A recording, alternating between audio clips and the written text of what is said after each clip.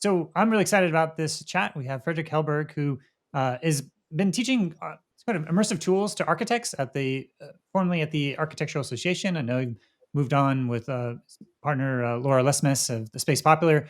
So I'm going to hand it over to you, Fredrik, to be able to kind of talk about what type of tool sets you've been working on and this intersection between architecture and the immersive web. And yeah, just really excited to see what you have to talk about. So Fredrik, I'll hand it over to you, one of the co-founders of Space Popular. Thank you so much, Ken. It's really an honor to be here. Thanks so much for bringing me on board this really amazing marathon. I'm going to go ahead and share here, and hopefully it works. Yeah, there we go. I'm going to take you through our intersection between architecture and virtual spaces, specifically with focus on our work in WebXR. We run a company, a studio called Space Popular, that I run with Laura Lesmes, and we are architects in the conventional sense, but we do work all over the place.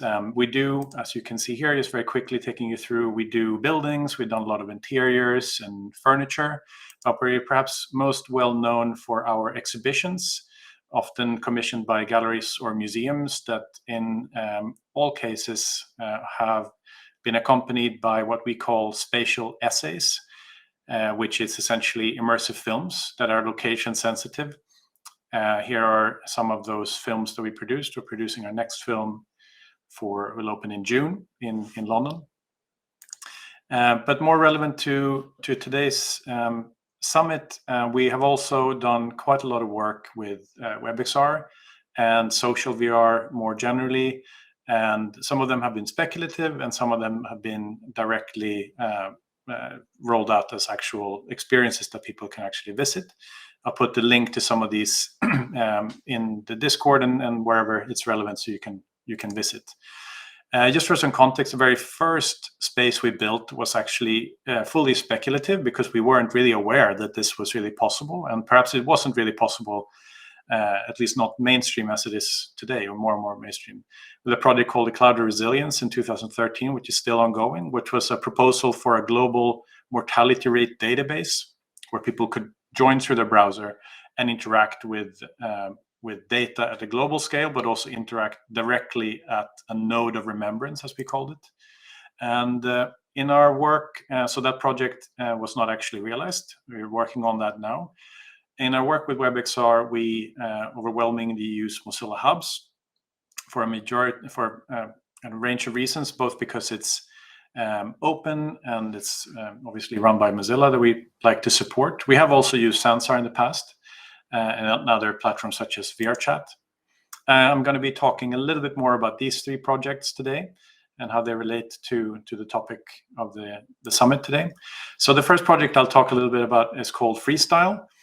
It's very much a physical exhibition. It opened in 2020, and I'll explain a little bit why I'm talking about a physical exhibition in relationship to a WebXR experience in a little bit.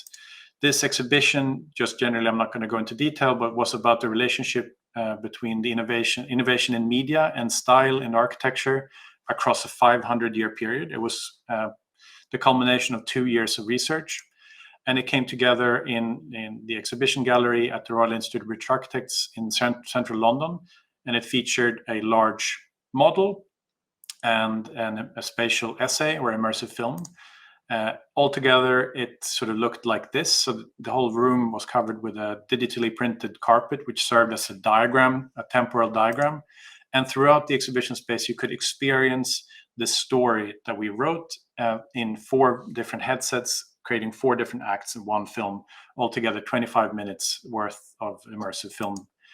So this is what it would look like when you're wearing a headset standing in front of the model. And like all of our experiences, they're all location sensitive. So as you were standing in front of the model, then you're still seeing the model, but the space around it transforms. And as you learn about things like printmaking and eventually things like innovation in television and the influence that the television studio had on spaces back, and eventually on the influence of the metaverse or immersive internet back onto architectural style, with basically this kind of final conclusion that architecture is reaching the speed of the spoken word, or will eventually in the next 20 years or so, through different forms of technologies.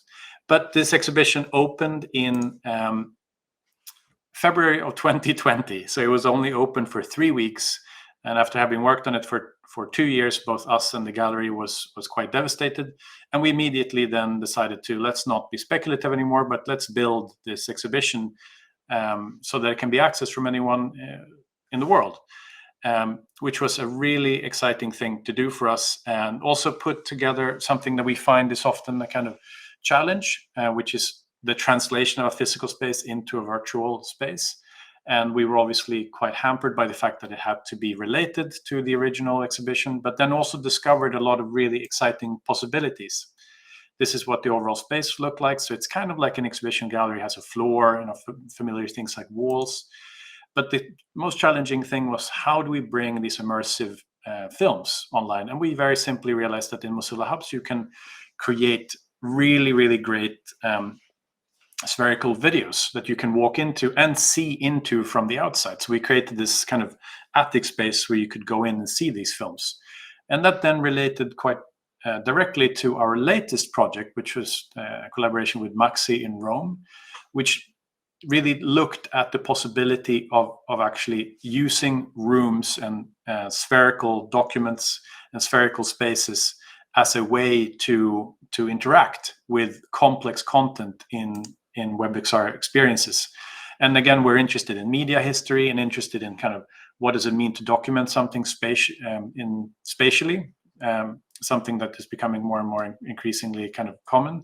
So in this case, where we designed a WebXR experience that was specifically designed to be experienced as such, together with a film, we could be more free as architects. So what you first do when you enter the space is that instead of choosing an avatar, you choose a room. So you are actually, when you go in, you are one of these 360 captures of rooms.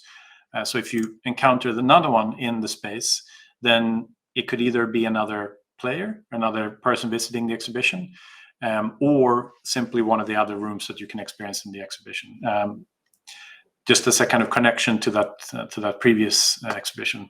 And this also, I think, interestingly relates to the work of architecture, the work of architects, and how it's very different working with virtual spaces.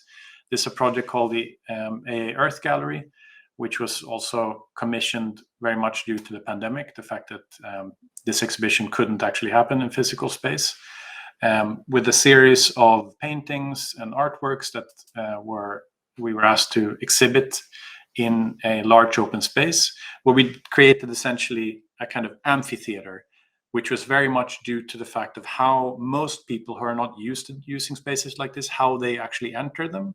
And maybe it takes them a couple of minutes even to learn how to move around. People who work with these kind of WebXR experiences often take for granted how difficult it is to learn to move around if you're not a gamer, or etc.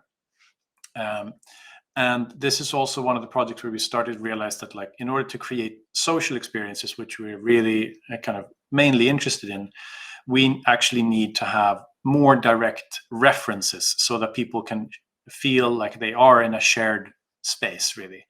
And we explored this very directly in the last project I'll share with you today, through a project called Punto de Inflexión, or Turning Point, which was commissioned by an architecture foundation in Spain, which normally hosts festivals that looks like this. And it's an incredibly important event in Spain and generally the Spanish-speaking world, where awards are giving out and grants are given out, and where different generations of architects can meet. And of course, Spain was very, very badly hit by the pandemic, and this was right in it. So we were commissioned to bring this entire event into an online platform, and it usually brings together exhibitions, talks, films, etc. The exhibition or the event was meant to be held in Barcelona, and this is something that is a very interesting and never-ending debate for us and for many architects and designers working in WebXR or in social VR or in virtual spaces more generally, is how much references should we really bring into virtual spaces.